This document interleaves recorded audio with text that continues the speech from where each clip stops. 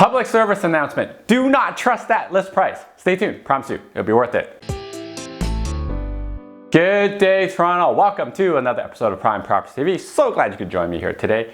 The wife has always been in the background doing a lot of the creative and branding of the brokerage and the business, and she decided that it was time to rebrand the PPTO logo, and something more modern is what we came up with. So she came up with a couple iterations of this, and the new logo looks something along the lines of that. Let me know what you guys thought. I think it looks beautiful. Now, ultimately, we decided to go with something similar to this because we wanted to kind of update everything. I think it looks much better than the old one we had with the roof. Fun fact, the roof was previously, we just drew it on a tablet, and we're like, okay, that looks good enough. We originally wanted to name the business Prime Properties because it was alliteration, P and P, but the domain was taken since like 2003 or something. So anyways, we just added Toronto at the end of it. Anyways, she is the real MVP, so anything you think that looks good, she's likely 100% responsible for it, not me in any way, okay? Anyways, the market continues to be hot, and it looks like we're gonna go from the low averages of the last 10 years to the high averages of the last 10 years, just like that, from 2019 to 2020. It's kind of crazy. I'm telling you all of this because the way you sell a property in a buyer's market is totally different from the way you sell a property in a seller's market. The way you sell a condo is totally different from the way you sell a detached home. This also applies basically depending on which neighborhood you're in. This is all important because you need to know, as of right now, do not trust the list price. This is especially true in the seller's market we're in, where there are clearly more buyers than there are sellers. And a lot of people, if you have the right property, it shows well, and you position it correctly, you can underprice the property, and over the weekend, you'll have 20 plus showings. And if you're holding offers, you basically just wait till all the people give you money, and you just pick the highest one.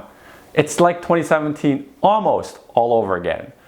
Of course, you need to know what you're doing, but that is happening right now in the market. You know that 500 square foot, one bedroom condo you see with a beautiful wraparound corner, functional space in downtown Toronto listed for $499,000?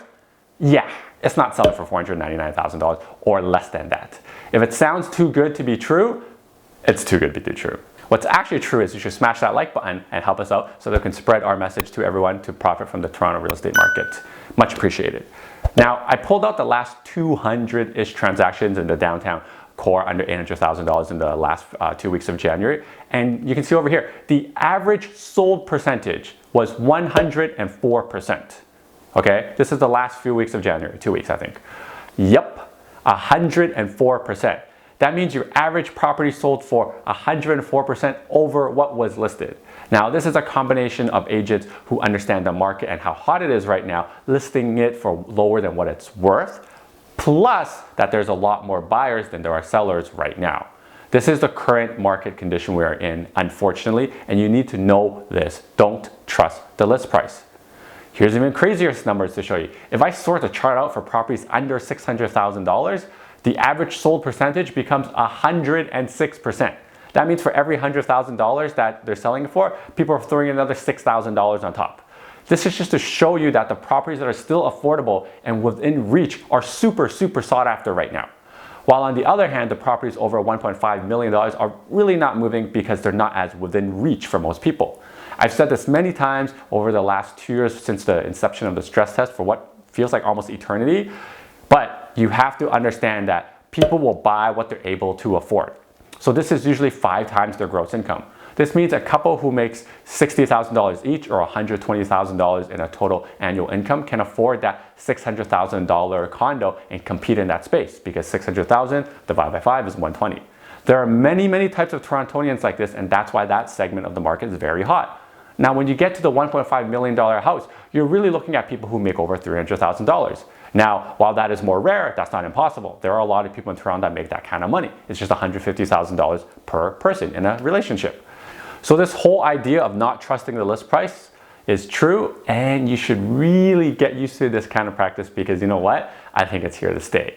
And seriously, if you're buying, knowing this when you understand and look at listings, you're gonna ultimately be avoiding disappointment because you're setting yourself up for, you know what, a lot of competition. That's why whether you buy or sell, you need a good agent who understands the market. You don't want to buy with an agent who doesn't know the market because you're never going to win the bid and never going to get the house. You don't want to sell with an agent who doesn't understand the market because you're leaving money on the table. This is imperative right now because of the market conditions that we are in. If you fancy myself or our team as good agents, you can send me an email, contacts will be right here, letting us know what you're trying to accomplish, and we can put together a personalized plans to go and tackle that so to make sure you come out on top in this Toronto real estate market right now. Until next time, guys, happy real estate. Now that you're done watching this one, how about this one? Oh, you know what? This one's good too. Ooh, this one's really good. You know what? Just watch them both.